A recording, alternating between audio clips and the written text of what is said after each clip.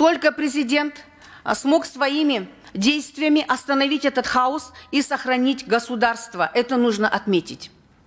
Относительно мести к президенту. После прихода к власти Токаева и создания Национального совета общественного доверия начали проводиться политические другие реформы. Особое внимание президент уделял правам человека. Мемлекет басшысының осы оқиғалар орын алған кездегі табанды шешімі оқиға бойынша алғашқы кезеңнен бастап елге ашық сұхбат беріп, қоғамды мазалаған сұрақтарға батыл жауап бергені, басынан бастап тергеу органдарынан болған оқиғаны мейлінше ашық, объективті, жан-жақты тергелуін талап етіп отырғаны бізге де ерекше күш-жігер сыйлаған айтқым келеді. Шынында да елімізде ауыр жағдай орын алды. Билік қыл үстінде тұрды. Алайда Қасым-Жомарт Кемелдің табанды позициясы, өткір шешімдері және Қазақстан халқына қайта-қайта жасаған үндеулері көңілге сенім ұялатып, қаскөйлердің арам ойларын іске асыруға мүмкіндік бермеді.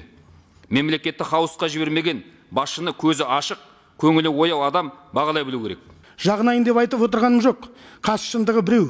Президентіміз, мемлекет басшысы Қасым-Жомарт Тоқаев дер кезінде тиісті тарихи шешімдерді қабылдамағанда, қайтсе де Астанада қалам, елмен бірге боламын деп табандылық танытпағанда, біздер бүгін мына жиынды өткізбес едік.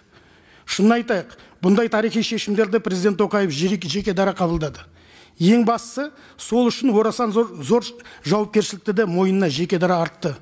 Көпшілігіміз президент мойнына артқан тарихи жауапкершілік биіктігіне осы күнге дейін шыға алмай келеміз.